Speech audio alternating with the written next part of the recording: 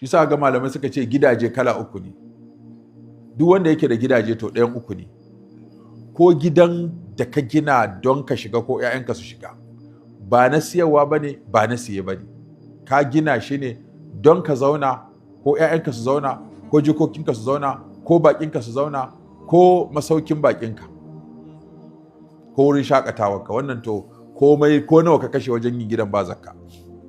Na biyu, gidajen da ka gina su don ka sa haya ka dinga karɓa kuɗin, to su ba gidajen za a dingawa zakka ba, kuɗin hayar za a dingawa.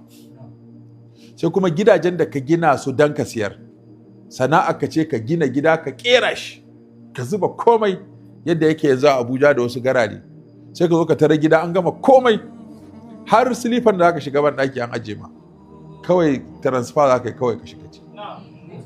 A gaya ma miliyan kaza kawai sai ka yi transfer a baka mukulli, ba abin da za ka shigo da shi gidan sai kayanka na sawa kawai.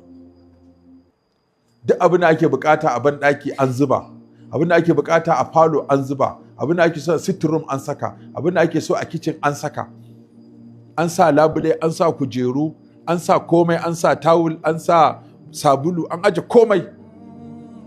Gida ne an haɗa komai, kuma komai abin da zai baka sha'awa, tunda masu ciniki ne sun san kwakwalen mutane, sun san kalar da ka gani zai ɗau hankalinka.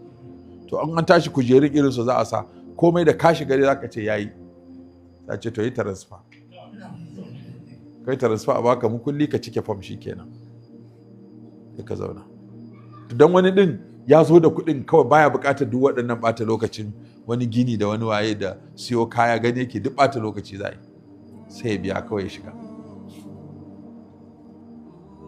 To irin waɗannan gidajen su kuma kuɗin da ka kashe da ribar da za ka samu su za ka buga. Misali kana irin waɗannan gidajen kana da sai su miliyan 2,000 ko miliyan 500 ko miliyan 300 ko miliyan 250. Don ka jera waɗannan gida ai ba na talaka ba ne. To idan ka sai da su sai ka fidda zakatun da dama su ne ma jarinka, da ma ka siyar da wasu za ka gina, in ka sai da wasu za ka gina.